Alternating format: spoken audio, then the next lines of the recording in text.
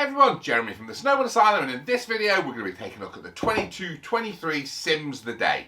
Now, no matter if you're in the market for your first snowboard or you're a more experienced rider looking for a more playful and forgiving board, then the Day might just be the perfect choice for you. Built around a true twin tip shape, this feature-packed freestyle inspired board blurs the line between park and mountain to create a truly versatile snowboard that's at home no matter what or where you ride.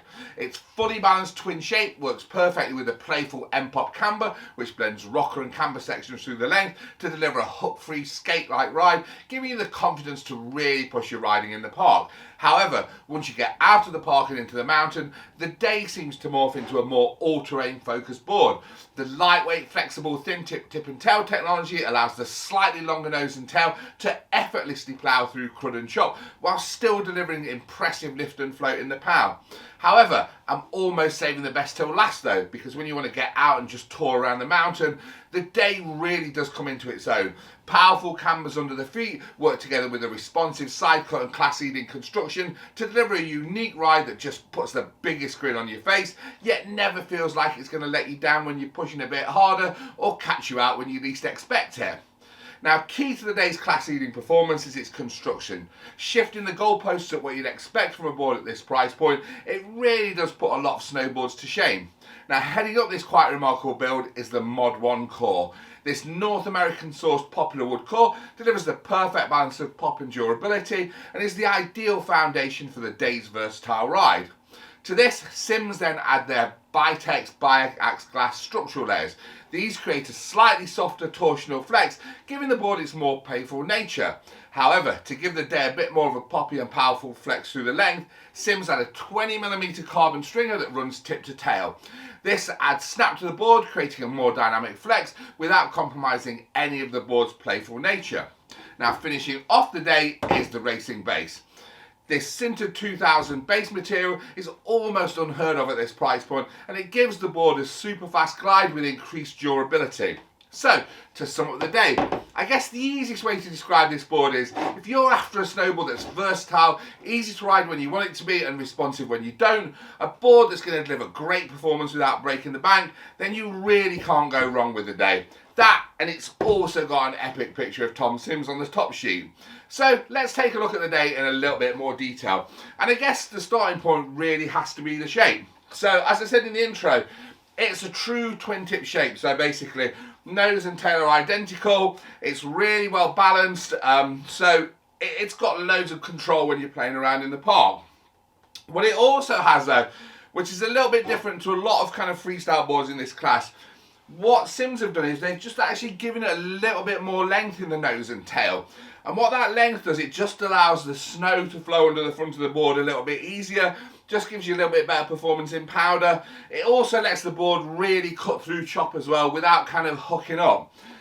But now, one of the really good things about that, what you normally find when you've actually got a longer nose on it, you're just adding a lot more weight to the tail. So it goes against kind of the balance of the freestyle feel of the board. But what Sims have done here is they've actually used their thin tip technology in the tips. And so what they've done is they've actually removed some wood from the tips and filled that with a lighter weight composite material. So you've actually got an extra bit of length in the nose, but you've got no extra weight in the tips. So the board has still got really low swing weight. So it's got a ton of balance on it. So when you're spinning, it's still got loads of control for in the park. So you're really getting the best of both worlds, a longer nose for float, but you're still getting a really lightweight balanced tip and tail for freestyle control. Now, in terms of width, comes in as a regular width. So the 151, 24.6 centimeters wide, the 5'4", 24.8 centimeters, the 5'9", 25.3 centimeters, and the 6'2", which is the wide model in the range, 26.3 centimeters. So just a regular width.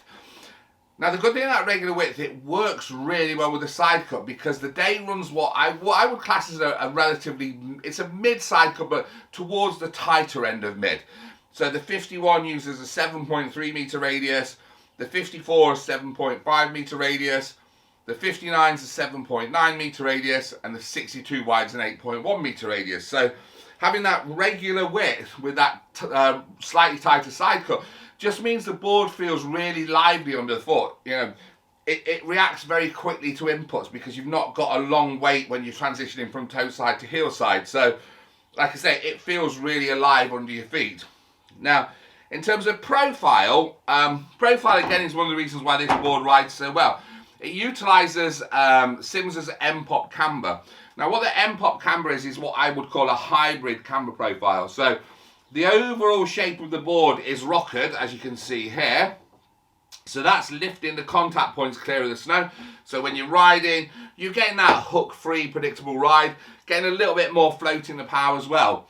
But then underneath the binding areas, you've got these camber zones here, as you can see. And what they do when the board is on its edge,